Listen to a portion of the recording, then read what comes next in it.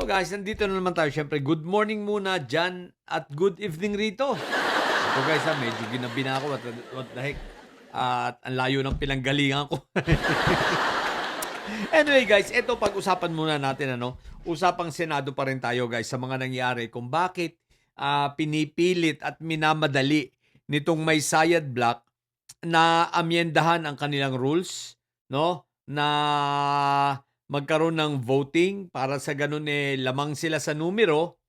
So most likely maipasa at maamyendahan ng rules at mapayagan ang pagboto ng mga senador kahit na online.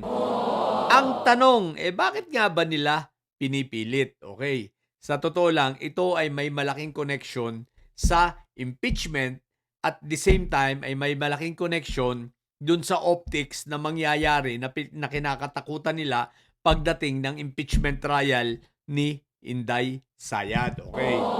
Paano? Okay, ganito yan guys ha. Ganito yan.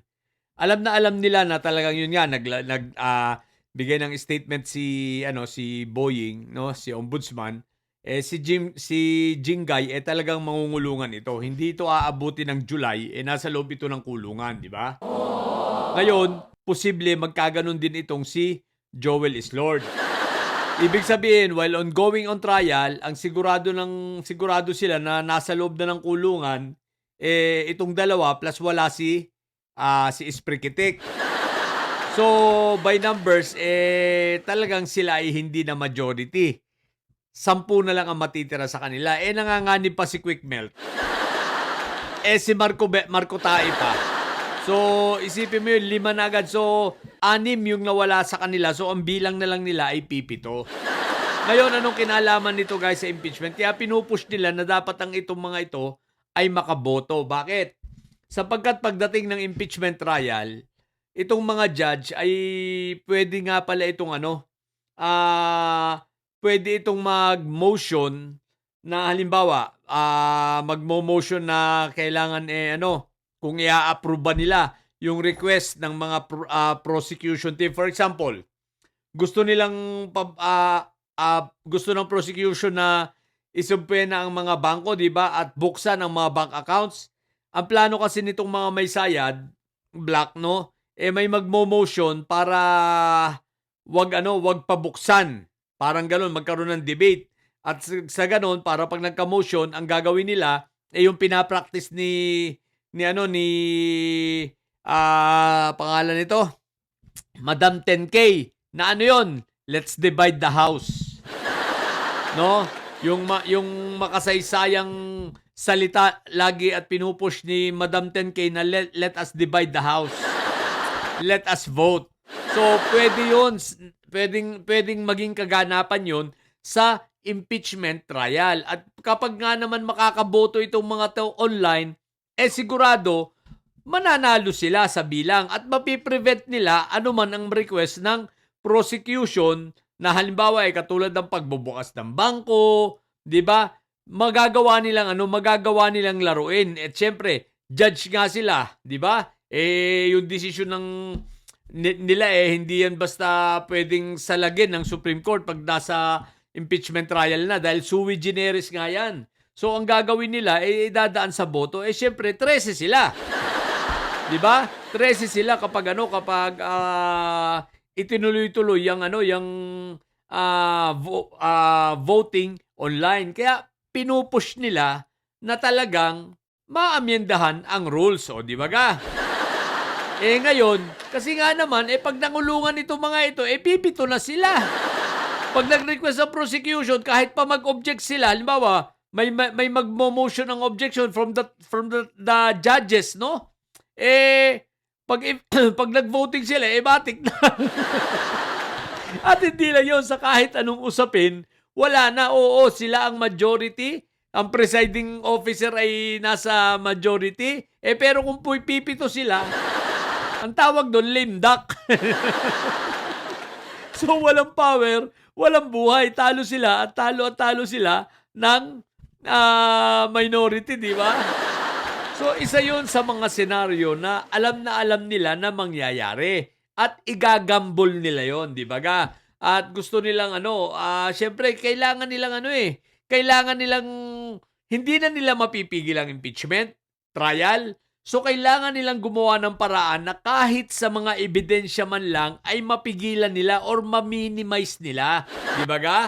Yun ang plano nila. Kumbaga, hindi lahat ay mabuhos pero ma-minimize lang nila yung mga lalabas at makontrol nila sa pamamagitan ng pagiging majority nila.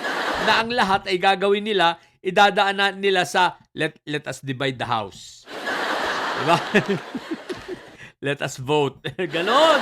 So, yun ang plano. Dahil kapag nagkaganon nga nangyari, di lagoy silang panalo kasi pwedeng magboto yung mga nasa online. O, di ba ga? Dahil nga, ang iniingatan na lang nila rito ay ang optics na at least mabawas-bawasan itong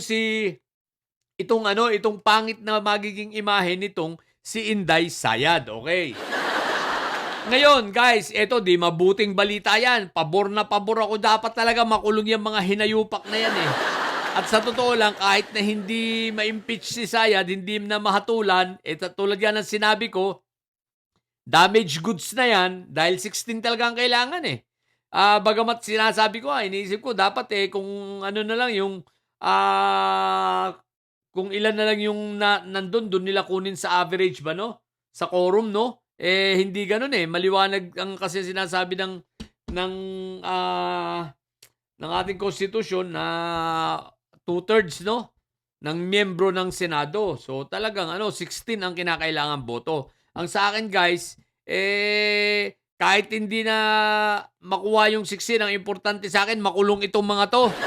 Itong mga senador na ito, makulong na muna. Bahalang wala sila sa Senado, okay lang yan.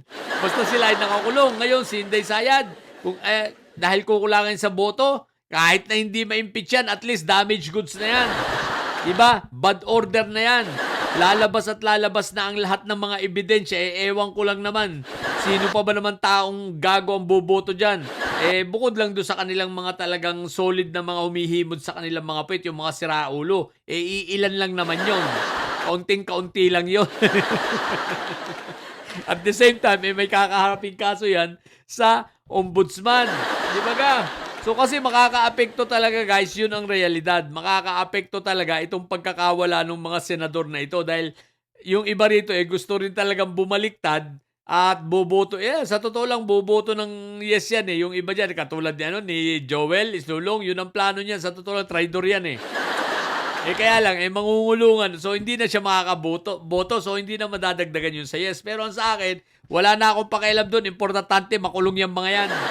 At si Inday Sayad, kahit nakulangin ang boto ng yes yan sa impeach, sa trial, pag nagkahatulan na, ang importante, lumabas ang ebidensya. At nakita ng taong bayan. So, mas mahalaga sa akin, makulong si Marco Tae, makulong sila Joel Islulong, si Quick Melt, si Jingay, di ba ga? At ngayon, kakasuhan pa si Robin. Tsaka si Madam 10K, di ba? Sabi ko sa inyo pati DOJ na ngayon, sasampahan na sila ng kaso, di ba?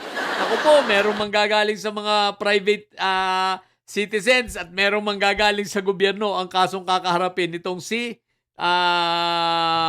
Robin. Magkaiba ng complainant, patay siya doon. So, itong obstruction of justice, hindi yan si Robin, pati ito si si Madam 10K, di ba ga? So, yun ang sa akin. Kaya pinupush nila na talagang ito ay matuloy. Itong absentee voting nilang yan, di ba? Itong mga online. So, yun nga, para mapigilan na lang yung optics, no? Kahit papaano, hindi matuluyan yung lugso nitong si Inday Sayad. So, yun lang. Sa mga bubuntitilis dyan at may sayad na nyo, ang tatay nyo ay preso, ang BP nyo ay bobo. Manatili kayo mga bobo at may sayad. Sapagkat ang may sayad ay laging high blood. Bye!